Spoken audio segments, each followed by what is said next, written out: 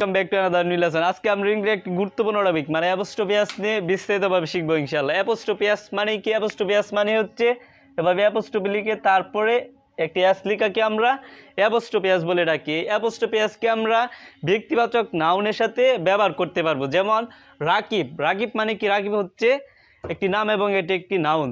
এই রাকিব মানে কি? বাংলা অর্থ রাকিব। আর যদি আমরা রাকিবের বলতে চাই তখনই আমাদেরকে এই রাকিবের সাথে অ্যাপোস্ট্রোফি এর ব্যবহার করতে হবে। রাকিবের মানে রাকিবস। তারপর সিমিলারলি সাকিবস মানে সাকিবের।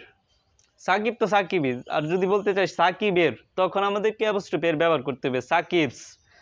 সিমিলারলি ফাদার, ফাদার মানে কি? বাবা। যদি বলতে চাই বাবার, ফাদারকে আমরা পজিটিভে নিয়ে আসতে চাই, ফাদারের অধিকারটা বোঝাতে তো চাই, তখনই আমাদেরকে ফাদারের সাথে অ্যাপোস্ট্রোফি ব্যবহার করতে হবে, ফাদার্স বাবার। সিমিলারলি মাদার্স মানে মায়ের। এই অ্যাপোস্ট্রোফি দিয়ে আমরা এবার চলুন কিছু বাক্য ব্যবহার করে দেখে নেই। যেমন এখানে প্রথম বাক্যটি হলো রাকিবস কার মানে রাকিবের গাড়ি ইজ ভেরি নাইস। রাকিবের গাড়ি অনেক সুন্দর। রাকিবস কার রাকিবের গাড়ি ইজ ভেরি নাইস, রাকিবের গাড়ি অনেক সুন্দর। দ্বিতীয় নম্বর বাক্যটি হলো হিজ মাদার্স নেম মানে তার মায়ের নাম, তার মায়ের নাম। His mother's name is Salma Akter, তার মায়ের নাম Salma Akter. I saw his brother's, I saw আমি দেখেছিলাম his brother's dog. His brother's মানে কি? তার ভাইয়ের। ব্রাদার মানে কি? ভাই। আর যখন ব্রাদার ভাই থেকে ভাইয়ের বলতে হবে তখনই আমাদেরকে অ্যাপোস্ট্রোফিটা দিতে হবে নাউনের সাথে। হিজ ব্রাদার্স তার ভাইয়ের ডগ, তার ভাইয়ের কুকুর। I saw his brother's dog আমি তার ভাইয়ের কুকুর দেখেছিলাম।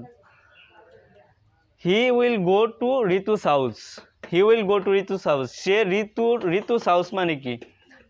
ঋতুস হাউস মানে তো বাড়ি, আর ঋতুস মানে ঋতুর, ঋতু মানে তো ঋতু। আর যদি বলি ঋতুস মানে ঋতুস হাউস মানে ঋতুর বাড়ি।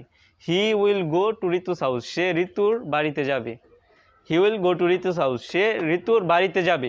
এভাবে আপনি ইজিলি যখন কোনো নাউনের মানে পজিটিভিটি বোঝাবে তখনই আপনি এই অ্যাপোস্ট্রোফিকে ব্যবহার করতে পারবেন যে কোনো নাউনের সাথে, যে কোনো নামের সাথে। এভাবে আপনি, যেমন আমি রাকিব সাকিব এখানে লিখেছি, এভাবে আপনি যে কোনো নামের সাথে অ্যাপোস্ট্রোফি ব্যবহার করতে পারবেন। আশা করি এই ভিডিওটি থেকে আপনি বুঝতে পেরেছেন কীভাবে অ্যাপোস্ট্রোফি ব্যবহার করতে হয়। যদি আপনার অ্যাপোস্ট্রোফি ব্যবহার করেন এখানে কোনো কনফিউশন থেকে থাকে তাহলে প্লিজ কমেন্টে জানিয়ে দিন। Thanks for watching the video. Have a nice day. আসসালামু আলাইকুম।